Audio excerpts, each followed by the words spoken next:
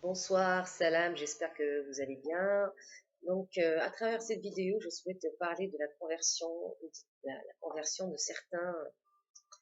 certains influenceurs.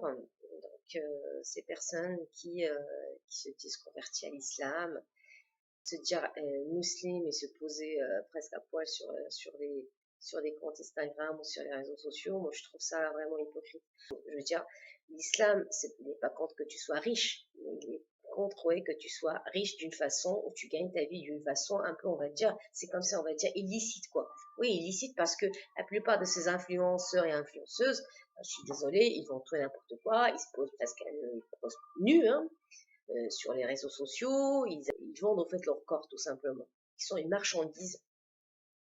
Devenir musulman quand on est influenceur, il faut revoir certaines choses.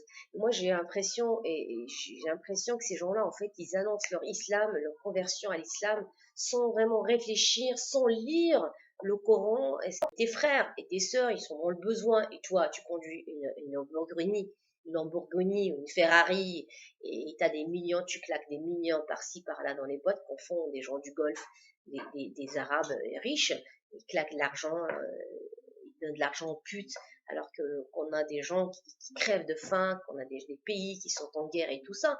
Tout ça. Quand Dieu t'a donné cet argent, il faut savoir la partager avec les autres, avec les pauvres. Tu peux pas te dire, bah, je suis riche, j'ai de l'argent, ben, je m'en fous des autres. Non, c'est pas comme ça que ça se passe. La vie, elle est injuste.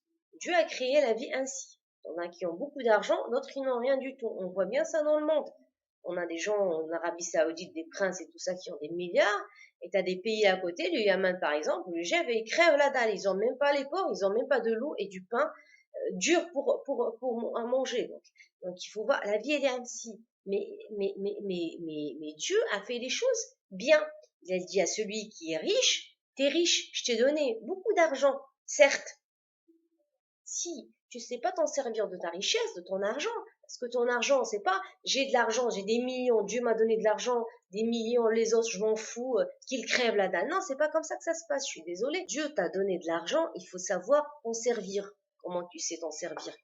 Le gars, par exemple, il dit, moi j'ai un Lamborghini, cet influenceur, il dit que j'ai un Lamborghini, j'ai de l'argent, je peux être musulman et avoir des goûts du luxe, Lamborghini, ceci, cela. Oui, ok, ça marche.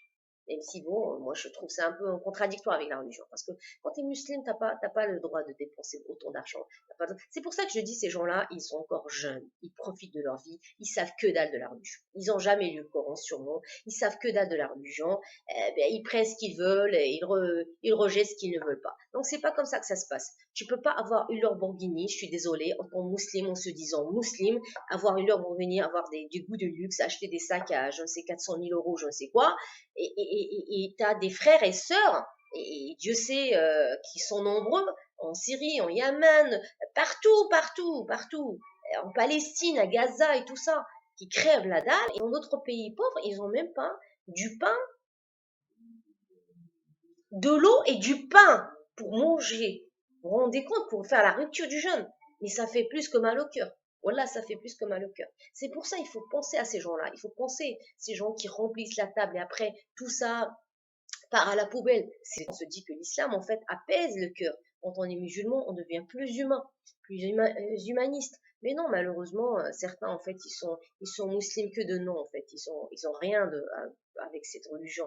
Quand quelqu'un vient à côté de toi, il fait la manche, c'est pas qu'il veut faire ça, c'est qu'il est dans le besoin tout simplement. Il est dans le besoin. Je pense pas qu'il y a quelqu'un en fait qui veut vraiment faire ça pour le plaisir. Il faut vraiment penser, c'est des gens à qui toutes les portes sont fermées, tout simplement. Ça peut arriver à n'importe qui. Jour au lendemain, regarde, là, le confinement, avec tous ces confinements, il y a pas mal de gens qui ont perdu leur poste partout dans le monde, hein, pas que en Europe, partout dans le monde. Les gens, ils ont perdu leur travail, ils ont perdu quand tu perds un travail, automatiquement, tu perds ton logement.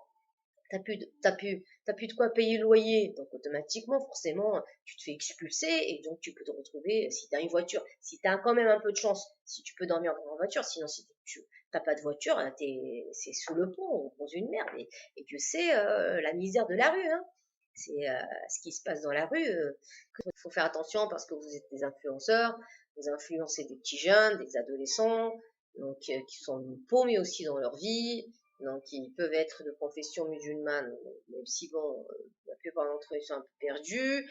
D'autres aussi qui sont pas du tout musulmans, mais peut-être bon, ils voient un influenceur, une influenceuse se convertissent, ils se disent, bon, ben, c'est la mode, peut-être, je vais faire pareil. Il faut faire très attention, il faut donner le bon exemple, il faut pas faire tout et n'importe quoi.